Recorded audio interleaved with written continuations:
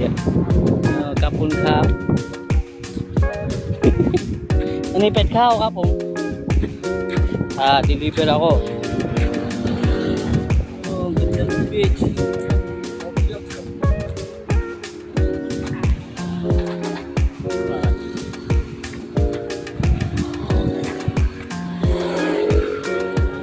Deliver ko yung orange juice number 89.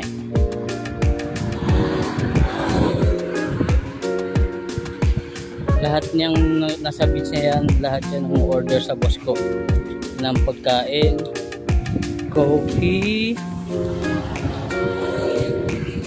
tsaka mga inuming malamig.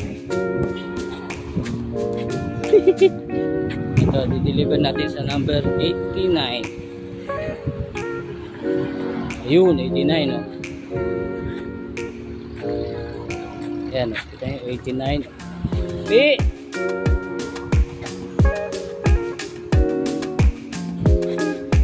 Deliver na. Customer. Balik na ako sa work. Ganun lang. Lahat ng nasa beach,